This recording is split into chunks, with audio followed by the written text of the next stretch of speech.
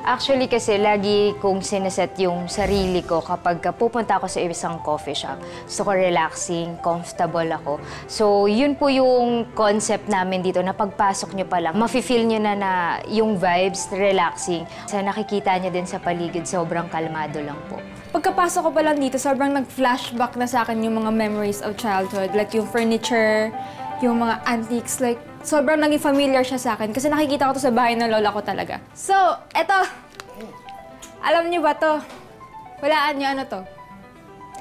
First option, A. Lalagyan ng alahas. B. Plancha. C. Laruan. Walaan niyo. And ang tamang sagot ay plancha. Ito yung plancha dati. And nilalagyan siya ng uling. Di uling na plancha.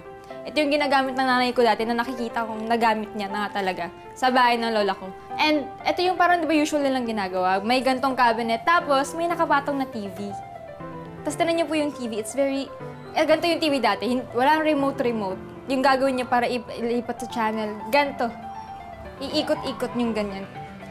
Etong windows made of kapis, ginawa rin siyang table. Sobrang, ayan, pag nasira yung pinto nyo, pag nasira yung bintana nyo, wag itapon, gawin yung table. Yes, kasi may use pa rin siya. And diba sobrang ganda?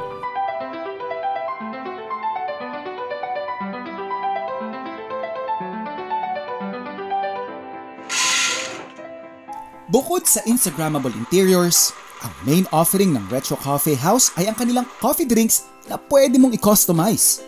Ikaw ang pipili ng coffee beans at flavor na gusto mong pagsamahin. Sa mga coffee beans namin, nagsiserve kami ng local coffee beans and international coffee beans. Ang pinaka-binibili sa amin is yung local coffee beans.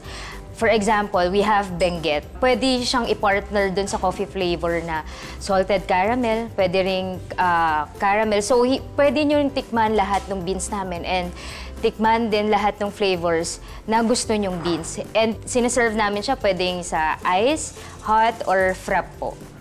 As in, pagising ko sa umaga, ito yung una kong hinahanap, which is coffee. And ito yung Kalinga Hot Latte nila. Grabe. Ang ganda pa ng ng mug. Wait lang. Oh, ang sarap. Grabe. Like, sobrang sakto niya. For me, kasi mahilig ako sa strong coffee. Gusto ko i-try is yung sausage pizza.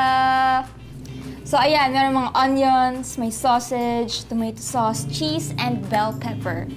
And olives. So, let us try.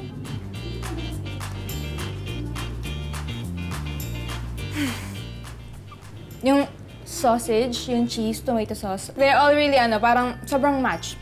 Made in heaven. Sobra. Before tayo mag-move on sa spicy carbonara, let us cleanse our palate first by this coffee luwak frap. Very chocolatey, very refreshing niya. Talagang perfect yung special word for the bean. Move on na tayo sa spicy carbonara. Cause I'm a carbonara girly. Sobra.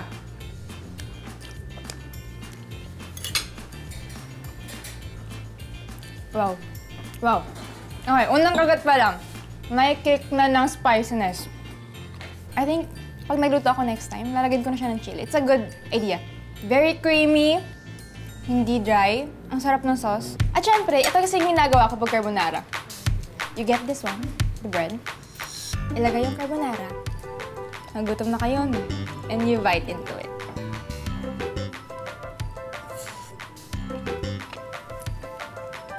Grabe.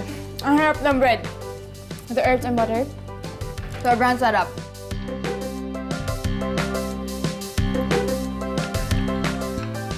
Wow. Sarap. Wait lang. Mapapasaya ako sa sarap talaga, please. Hindi siya din sobrang tamis, sobrang moist, and sobrang lasa ko yung cinnamon. Very perfect. Like, pwede nga siyang partner dito sa coffee. Dito rin sa frap. Matcha pa! Ang saya naman ng buhay ko, please. Ang sarap ng matcha. Sa mga matcha lovers dyan. Perfect!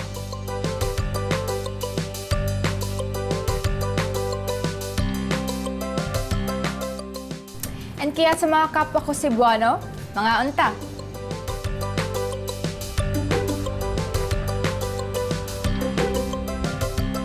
Anong dish ito, ma'am? Anong tawag to? Tinutungan, Tinutungan? na native na manok na may kasamang baboy, native din, with langka. Tinutungan? Opo, yung kinayod na nyog, bali nilagyan ng uling na may baga, parang smoke. Opo, parang kwento typical to sa Quezon, Bicol Opo. na technique. Opo. Opo, tsaka sa Laguna. Para sa kanyang tinutungan, pinigalang ni Miss Marilyn ang kinahayod na niyog na may uling. Nagisa siya ng bawang, luya at sibuyas, sa kanya hinalo ang baboy at manok. At pagkatapos ay nilagay ang gata.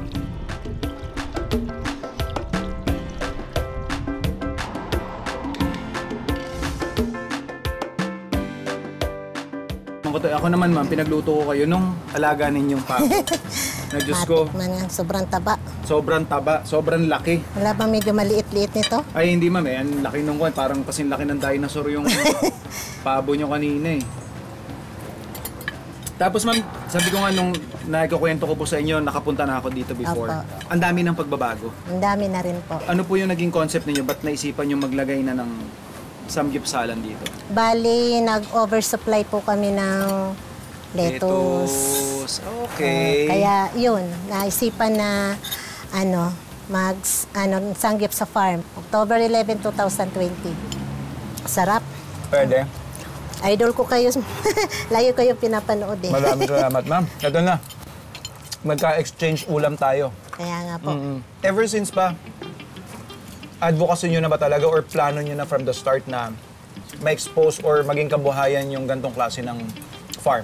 Sa Bicol pa, gano'n na talaga. Nagtatanim ako. Tapos, pero dito lang talaga na-enhance lalo yung sa pagtatanim at sa pag-aalaga ng mga hayop. May certain satisfaction po ba kayo nakukuha? Ba't nyo po piniling mas maging farmer ngayon? Kasi yung farmer, wala kang amo. Sarili mo yung oras. Yes. Tapos, naisipan namin magkaroon ng livestock kasi para maging zero waste yung lugar namin. Totoo. Yung mga leftover ng vegetables napupunta sa baboy. Simpleng luto pero masarap. Tsaka hindi masyado maano sa ingredients yung hindi mahal. Yung buko, yung nyog dito lang. Yung sili nandito lang. Siguro kung may binili man tayo dito, yung mga panggisa lang, ano? Mantika. Ito? Tsaka luya Ito, mama. mayroon. Yan. Sariling mantika. Ito. Ah. Ni isang patak na mantika. Wala po akong nilagay dyan. Ang pinagbalatan ng pagkain, huwag itapon. Dahil meron pa itong taglay ng